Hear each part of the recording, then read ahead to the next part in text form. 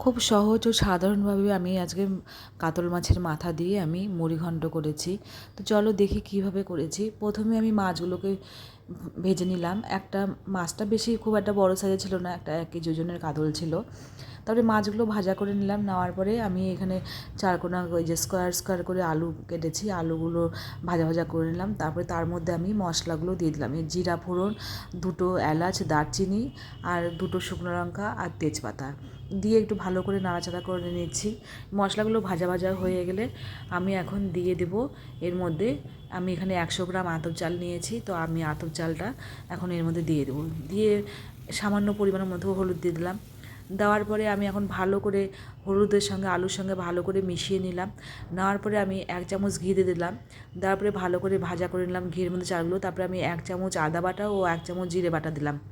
দেওয়ার পরে একটু গরম জল করে রেখেছিলাম সাইডে, গরম জলটা দিয়ে দিলাম। দেওয়ার পরে এই যে মাছগুলো এখন দিয়ে দেবো। দিয়ে আমি ভালো করে নাড়াচাড়া করে নিলাম। নিয়ে আমি এখন একটু ভালো করে নাড়ছি। নাড়ার পরে এখানে আমি প্রথমে ঢেকে রেখেছিলাম, তো সেটা ভিডিও করা হয়নি, তার জন্য তোমাদেরকে দেখানো হয়নি। তো ঢাকনাটা খুললাম, খোলার পরে এই যে আমার চাল সিদ্ধ হয়ে গেছে, এই যে আমার মাছের মাথা দিয়ে মুড়িঘণ্ট হয়ে গেছে। তো আমার ভিডিও